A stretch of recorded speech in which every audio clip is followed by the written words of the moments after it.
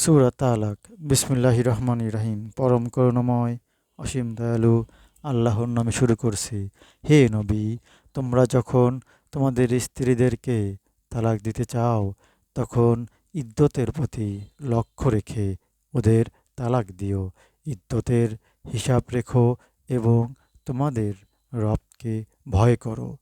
তোমরা ওদের বাসগৃহ হতে বহিষ্কার করো না, এবং ও যেন বের না হয়, যদি না ওরা লিপ্ত হয় স্পষ্ট অশ্লীলতায়।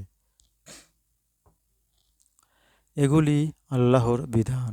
যে আল্লাহর বিধান লঙ্ঘন করে সে নিজেই নিজের ওপর অত্যাচার করে।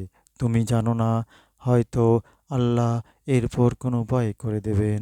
ওদের ইদ্যত পূরণের কাল আসন্ন হলে তোমরা হয় যথাবিধি ওদের রাখবে, না হয় যথাবিধি পরিত্যাগ করবে, এবং তোমাদের মধ্য হতে দুজন ন্যায়পরায়ণ লোককে সাক্ষী রাখবে। তোমরা আল্লাহর উদ্দেশ্যে সাক্ষ্য দেবে। এ দ্বারা তোমাদের মধ্যে যে আল্লাহ ও পরকালে বিশ্বাস করে তাকে উপদেশ দেওয়া হচ্ছে। যে কেউ আল্লাহকে ভয় করে, আল্লাহ তার পথ করে দেবেন এবং তাকে তার ধারণাতীত উৎস হতে রিজিক দেবেন। যে ব্যক্তি আল্লাহর উপর নির্ভর করে তার জন্য আল্লাহই যথেষ্ট। আল্লাহ তার ইচ্ছা পূর্ণ করবেন। আল্লাহ সব কিছুর জন্য নির্দিষ্ট মাত্রা স্থির করেছেন, এবং তোমাদের যেসব স্ত্রী ঋতুমতী হওয়ার আশা নেই, তাদের ইদ্যৎকাল সম্পর্কে তোমাদের সন্দেহ হলে, তবে তাদের ইদ্যৎকাল হবে ৩ মাস, এবং যাদের এখনও হায়েজ হয়নি তাদেরও ইদ্যৎকাল অনুরূপ, এবং গর্ভবতী নারীদের ইদ্যৎকাল সন্তান প্রসব পর্যন্ত। আল্লাহকে যে ভয় করে, আল্লাহ তার সমাধান সহজ করে দেবেন। এ আল্লাহর বিধান যা তিনি তোমাদের প্রতি অবতীর্ণ করেছেন। আল্লাহকে যে ভয় করে তিনি তার পাপ মোচন করবেন এবং তাকে মহা পুরস্কার দেবেন। তোমরা সামর্থ্য অনুযায়ী যেরূপ গৃহে বাস করো, তাদের সেরূপ বাড়িতে বাস করতে দিও। তাদের উত্যক্ত করে সংকটে ফেলো না। তারা গর্ভধারণ করলে সন্তান প্রসব পর্যন্ত তাদের জন্য ব্যয় করবে। যদি তারা সন্তানদের স্তন্যদান করে, তবে তাদের পারিশ্রমিক দেবে, এবং এ ব্যাপারে পরস্পর সঙ্গতভাবে পরামর্শ করবে।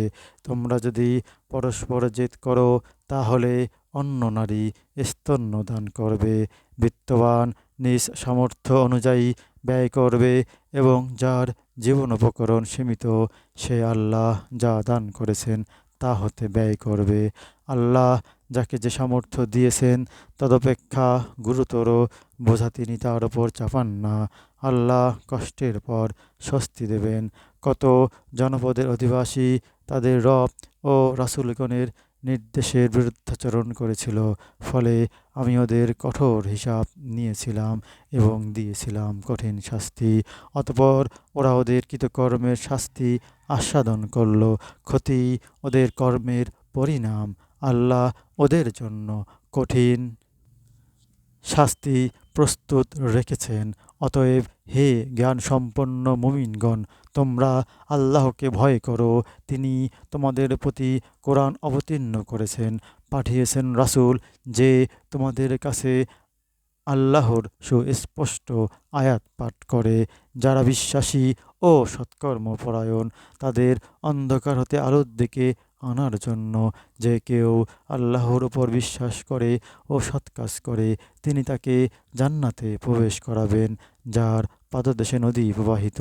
সেখানে তারা চিরস্থায়ী হবে। আল্লাহ তাকে উত্তম জীবন উপকরণ দেবেন।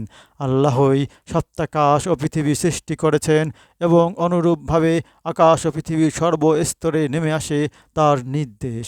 ফলে তোমরা বুঝতে পারো যে নিশ্চয়ই আল্লাহ সর্ববিষয়ে সর্বশক্তিমান, এবং সমস্ত কিছু তার জ্ঞান গোচর। সূরা তালাক, আয়াত ১ থেকে ১২। হে আল্লাহ পাক আমাদের কোরআন বুঝে পড়ার তৌফিক দান করুন। আমিন।